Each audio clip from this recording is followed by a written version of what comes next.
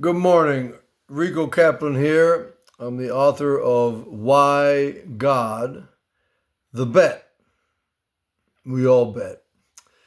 And this is asking the questions in an age of unbelief.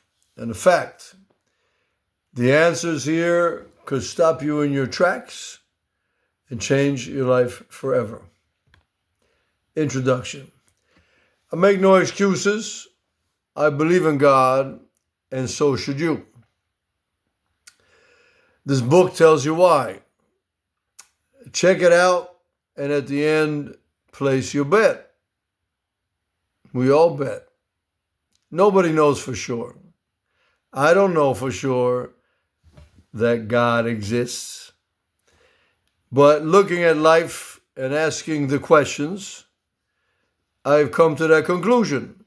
And that's what this little small booklet is all about. You bet too.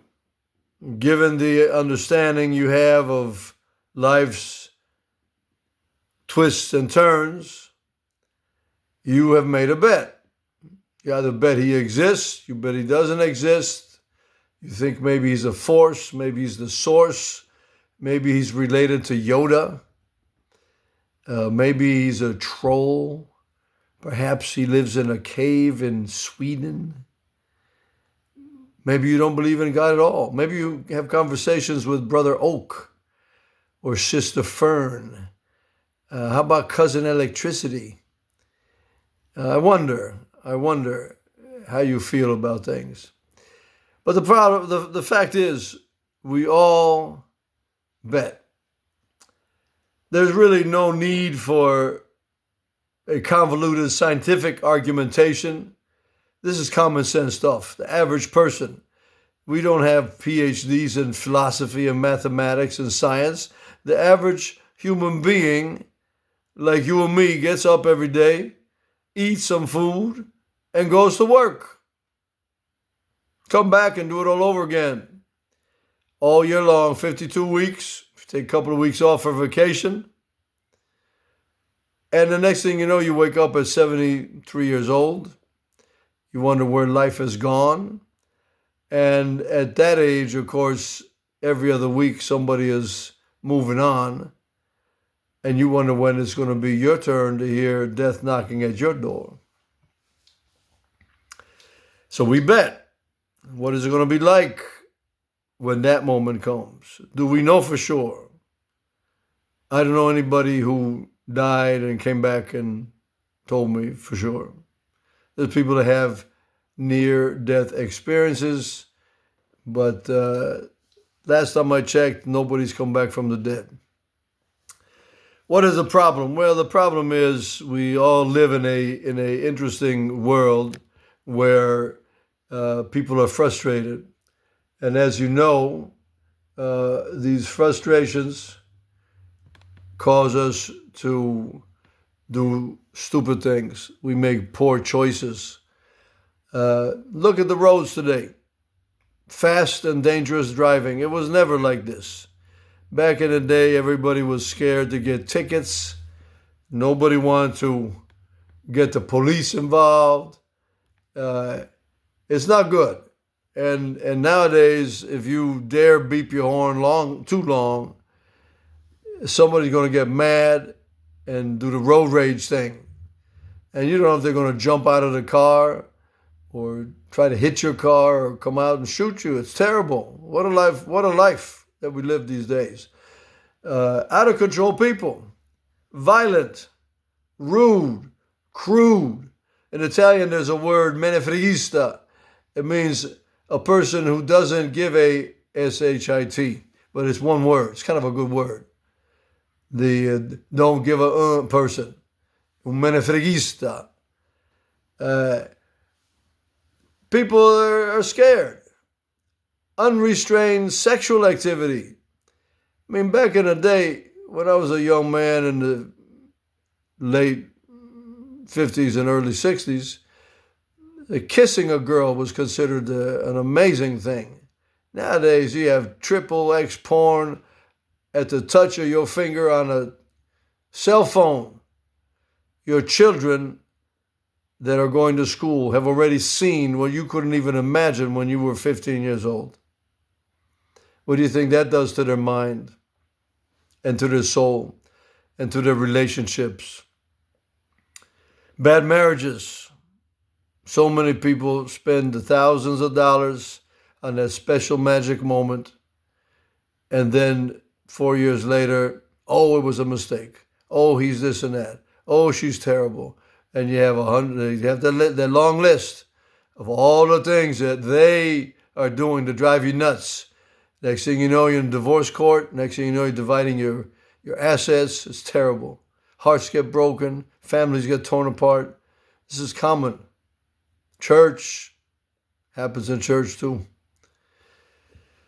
Jaded lovers, broken relationships, cynical people. I've been around the world, not as much as some, but I've been around. Europe, Greece, Puerto Rico, Jamaica, Canada, Italy. But in America, people are more cynical than other places. I don't know why. I haven't figured that out yet. I think Americans have an attitude like somebody or something owes them something. And now that things are sort of rough, everybody is blaming somebody else for what they don't have or should have. This is weird. Out of control youth. I was walking down the street one day and he had to be 5 years old.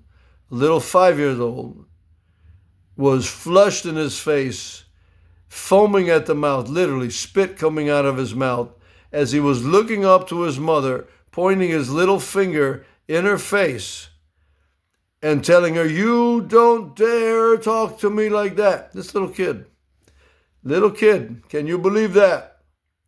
No respect for adults. I have a white beard. I didn't dye it this color. I'm 73. And what does this mean? If I've reflected, it means I have wisdom. Wisdom is the practical application of knowledge. If you don't have knowledge, you can't have wisdom. You can't get knowledge in 3 minutes. Contrary to what is taught today, you cannot just pick up things that take years to learn. It takes years to get a real PhD. Forget the online PhD, sitting in your room doing essay projects on a computer. No. 4 or 5 years to get a PhD. You have to read everything on the given subject, summarize it, and then you have to produce a thesis of your own material, different from everything you studied. And you can't do that in 3 quick weeks and a scone and a coffee at Starbucks. And you see them at Starbucks. You see them sitting there with their computers looking all important, and then they're going to walk down with a gown, and they only spent 9 months to get their, quotes, PhD. We know that sometimes can mean pile higher and deeper. And just because you graduated and have a degree does not mean you're different from a rectal thermometer. Okay? All right. Get your PhD, get a real one. Technology robs us of our humanity and makes us think that we can do things quickly. And granted, technology is nice. Look at me. I'm using a computer and a phone to do this small little video and talking to you. So I'm appreciative of the genius that has gone into these technological advances. But if we're not careful, technology will rob us of our humanity. It already has done that, by the way. The people who put these things together, these little tools, know that. They have algorithms that know what's going to make you click on one more site. And the next thing you know, you and me both are going to be in a rabbit trail going downward in a downward spiral. And the next thing you know, 3 hours of our precious life have gone away. Terrible when I see it at the restaurant. I was at a restaurant the other night with my wife. Across from us, there was a couple. They walked in.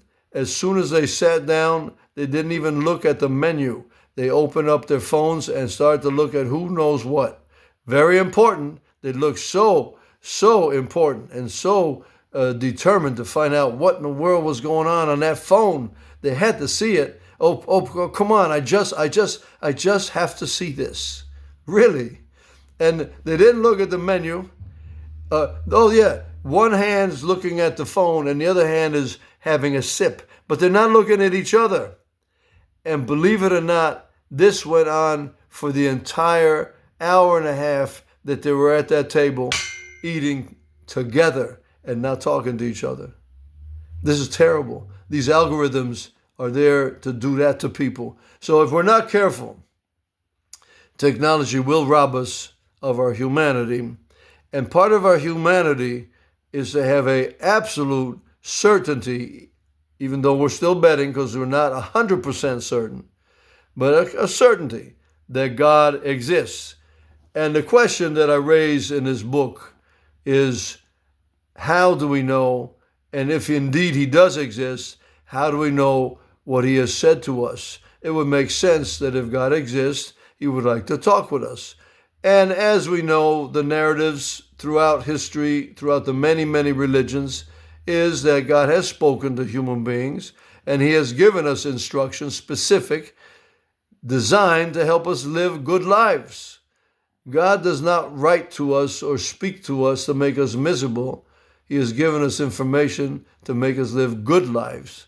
So put on your seatbelt and get ready for the ride. I will raise all kinds of questions that you will want to explore, that you may have already explored, that you may disagree with, but at least asking the questions, I can cause your mind and your brain to consider a particular alternative. If you're an atheist, that there is a God. If you are a pantheist, that God is a monotheistic God, a one God only.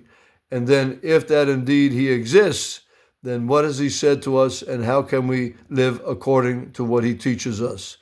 I look forward to seeing you soon and to exploring chapter number 1 of my book, Why God. Take care. Ciao.